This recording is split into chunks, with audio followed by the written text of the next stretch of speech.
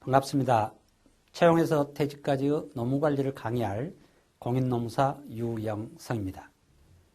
자, 임금에 대해서 그 정의 및 임금의 종류, 또 임금의 구성 항목 및 계산 방법에 대해서 함께 알아보도록 하겠습니다. 자, 임금이라는 것은 과연 무엇인지.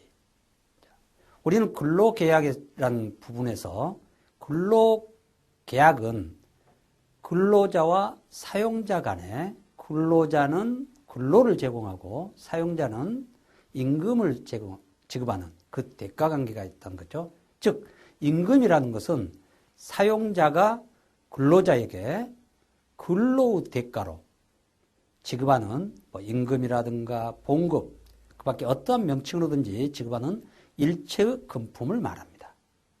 따라서 사용자가 근로자에게 지급하지 않고 다른 사람이 근로자에게 지급하는 금품, 예를 들어서 봉사료, 팁이라고 하는 부분들은 고객이 근로자에게 지급을 하기 때문에 이것은 임금이 아닙니다. 또한 마찬가지로 사용자가 근로자에게 지급하는 금품이지만은 근로 대가가 아닌 경우가 있겠죠. 예를 들면 출장비라든가 또는 장학금, 애경사 이런 복리후생이나 실비 변상적인 금품은 근로 대가가 아니기 때문에 이 부분은 임금이 아닌 것입니다. 자, 이러한 임금은 우리가 실제 근로기준법에서 적용하기 위해서는 통상임금과 평균임금이라는 그러한 두 가지의 개념을 잘 알고 있어야 됩니다. 통상임금이라는 것은 정기적이고 일률적으로 소정근로 또는 총근로에 대하여 지급하기로 정한 금액입니다. 예를 들어서 기본급, 직무수당, 직책수당 또는 기술수당, 자격수당, 벽지수당 이러한 부분이 통상임금에 해당이 되겠습니다.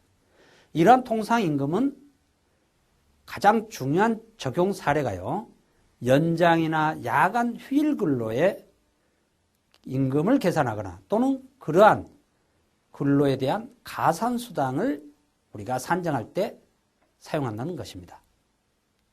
한편 평균임금이라는 것은 평균임금을 산정 사유가 발생한 날 이전 3개월간 그 근로자에게 지급한 임금 총액을 그 기간의 총일수로 나눈 금액을 우리가 말합니다. 따라서 평균임금에는 통상임금에 포함되지 않은 개근수당이라든가 상여금 또는 급식비 이러한 부분도 포함됩니다. 이러한 평균임금은 우리가 가장 적용 사례로 쉽게 알 수 있는 부분이 바로 퇴직금이죠. 퇴직금은 평균임금으로 지급하도록 되어 있습니다. 다만 이 평균임금은 그 산정 사유, 즉 월급여와 근속 기간이 동일할지라도 그 산정 사유가 발생한 날이 어느 날이냐에 따라서 좀 달라질 수가 있겠죠. 왜 그러냐면 우리가 2월 같은 경우는 같은 한 달이지만은 그 기간이 짧죠. 그런데 월급은 동일하기 때문에 평균임금이 상대적으로 올라간다는 것입니다. 자, 다음은 최저임금입니다. 최저임금이라는 것은 법으로 가장 낮은 하한선을 정한다는 임금입니다. 우리나라는 이 최저임금법이 제정이 돼 있어서요, 최저임금이 적용되고 있습니다. 지금 2013년도 최저임금은요, 일반 근로자가 시급 4,860원입니다. 이러한 시급은 1인 이상 근로자를 고용하고 있는 모든 사업장에 적용됩니다.